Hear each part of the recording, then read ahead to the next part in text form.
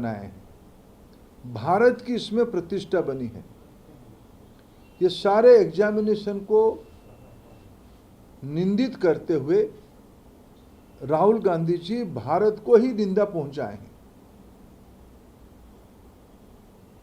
देश की विद्यार्थियों को गुमराह करना, भ्रम पैदा करना, सामाजिक तनाव के लिए प्रोत्साहित करना, यह उनकी राजनीति का एक योजनाबद्ध हिस्सा रहा है।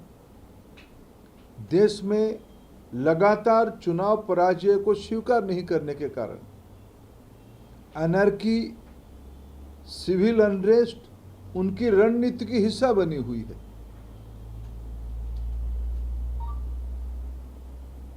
मैं उनको अपील करता हूं, पिछले दिनों में देश के अंदर और समूचा विपक्ष की जो लोग, जिन लोगों ने इस गैर जिम्मेवाराना कामों में लगे थे, इन सबको मैं अपील करना चाहता हूं, कम से कम देश की नौजवानों को, देश की विद्यार्थियों को, उनकी अभिभावकों को वो माफी मांगना चाहिए।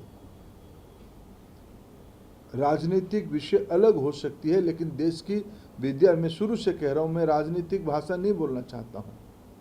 मैं कल लोकसभा में जिस प्रकार की कुतर्क दिया गया, भारत की शिक्षा प्रणाली को निंदित करने का अपचेष्टा किया गया, आज मैं अत्यंत दुख के साथ मर्यादा में रहते हुए अपील करना चाहता हूं कि आपने देश को ठेस पहुंचाया है, देश में अनर्की खड़ा करना चाहे, देश में एक सिविल अनरेस्ट हो, ये उसके आपने षड्यंत्र किया, देश आपको माफ नहीं करेगा।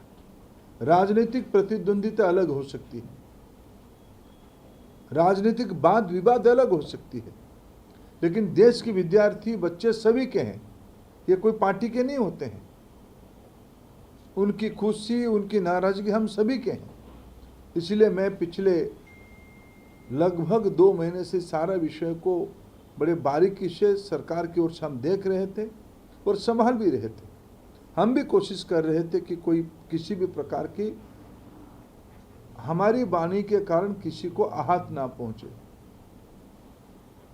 लेकिन मित्रों, मैं आज फिर सुप्रीम कोर्ट की इस ऐतिहासिक जजमेंट के बाद फिर कहूंगा, सत्यमेव जयते, सच कभी छुप नहीं सकता है। कुछ विषय मैंने कल पार्लियामेंट में कहा भी है। देश की शिक्षा व्यवस्था को सुधारने के लिए, विशेष करके नौजवानों की हितों को सुरक्षित करने के लिए किसी ने क्या किया है, यह ऑन रिकॉर्ड है। हमने तो अपना हिसाब दिया कि हमने पब्लिक एग्जामिनेशन को सुचिता के साथ जोड़ने के लिए कानून भी लाया। जिन लोगों ने 2010 में कानून ला के वापस कर लिए, उनको ही उत्तर देना पड़ेगा किसकी दबाव में आपने कानून ला के आप उसको वापस किए थे।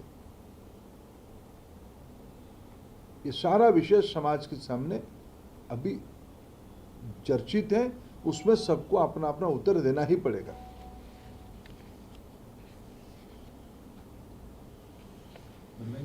सीबीआई ने कई जगह छापेमारी में कुछ और लोगों को भी पकड़ा है और तमाम चेन खुल रही है, उसको लेकर क्या कहेंगे? देखिए, सीबीआई ये कॉम्पिटेंट एजेंसी है, सीबीआई को अपने काम करने दीजिए। सीबीआई के ऊपर कोर्ट ने भी अपना विषय रखा है, हमें सीबीआई पे भरोसा है। सर, जो आगे का प्रोसेस है काउंसलिंग वगैरह का, वो कब से शुरू करेंगे? कुछ एक बार छात्रों को बताना चाहिए। देखिए, एक कुछ सुझाव, कुछ ऑब्जर्वेशन सुप्रीम कोर्ट ने इस जजमेंट में दिया है। जल्द ही एनटीए फाइनल मार्कशीट 1-2 दिनों के अंदर प्रकाशित कर देगा।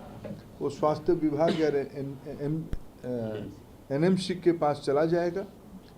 एनएमसी जल्दी से जल्दी उसकी काउंसलिंग शुरू करेगा, ऐसा हमारी भरोसा भी है। सर, अब जब सुप्रीम कोर्ट कह रहा है कि एनडीए का दामन साफ है और आप लोग रिवैम्प के लिए भी देख रहे हैं, तो क्या सुबोध कुमार, जिनको आपने डीजी पोस्ट से हटा दिया था, क्या उनको रीइंस्टेट करेंगे? और सर, किस तरीके का रिवैम्प भी आप देख रहे हैं आगे बढ़? क्योंकि एक उच्च स्तरीय कमेटी हमने प्रोफेसर राधाकृष्णन जी के नेतृत्व में बनाई है। राधाकृष्ण कमेटी सारे पहलुओं पे सभी से विचार कर रहा है, सभी प्रकार की इन्फॉर्मेशन इकट्ठा कर रहा है। और मैं आपको कहूं कि जिस विषय को हम लोगों ने एक कमिटमेंट के नाते लिया है कि हमें आज 21वीं सेंचुरी स्तर की एक संगठन एनटीए को बनाना है। हमें transparent, tamper free, zero error वाला ऑर्गेनाइजेशन एनटीए को बनाना है। उसके लिए जिस भी प्रकार की टेक्नोलॉजी, जिस भी प्रकार की ग्लोबल प्रैक्टिसेस को अपनाना पड़ेगा। उस कमेटी उस दिशा में काम कर रही है। उस कमेटी की अवधि 2 महीना हुआ है, 2 महीना है, अभी जुलाई में हम लोग हैं। मैं निश्चित रूप में अपेक्षा रखूँगा उस कमेटी अपने समय के अंदर उस कमेटी अपने रिकमेंडेशन देगी। उस हिसाब से एनटीए की नए अध्यक्ष नियुक्त हो गए हैं। एक वरिष्ठ अधिकारी आदरणीय प्रदीप खोरोला जी उसकी दायित्व में हैं। वो भी खूब मेहनत कर रहे हैं। एनटीए को और विश्वसनीय बनाने के लिए हम लोग सब लोग प्रयास करेंगे।